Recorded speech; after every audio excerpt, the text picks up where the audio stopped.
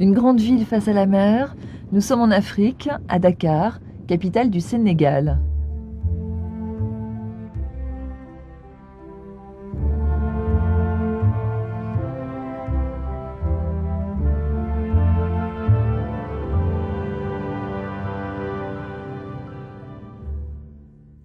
Dakar est construite sur une presqu'île.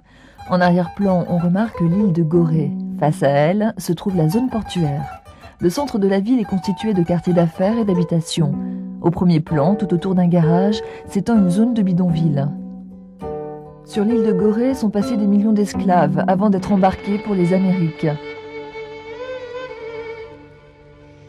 Ce sanctuaire africain fut capital de souffrance et de larmes. Rendez-vous compte, pendant 3 siècles et demi, traqués, chassés, arrachés à leur sol natal comme les racines des temps, sous la torture et l'humiliation. 3 siècles pendant lesquels 15 à 20 millions de Noirs émanant de toute l'Afrique de l'Ouest sont quittés Gorée pour les Amériques. Et pourquoi cette île particulièrement? Bien, géographiquement parlant, les côtes sénégalaises se trouvant plus en pointe sur les côtes américaines.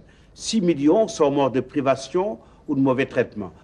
Donc la traite des Noirs fut un des plus grands génocides que l'humanité ait jamais connu.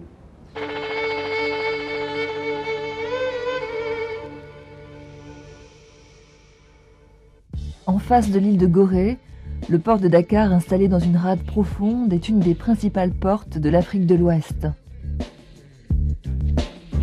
Du point de vue dimension, Dakar reste le principal port de la côte ouest africaine. Plusieurs activités connexes sont liées à la présence du port de Dakar, et au bas mot, il gravite autour du port par jour, disons 20 000 personnes. 20 000 personnes. Que ce soit des saisonniers, que ce soit des temporaires, que ce soit du personnel permanent. Donc je confirme que nous sommes effectivement le premier employeur du Sénégal. Une partie du port de Dakar est consacrée à la pêche. Et la pêche est essentielle à la richesse du Sénégal, puisqu'elle apporte au pays sa première source de devises juste avant le tourisme. Le phosphate extrait des mines du pays représente un tiers du trafic du port. Les hydrocarbures, les biens manufacturés et les produits alimentaires de tous ces containers seront distribués aux pays voisins.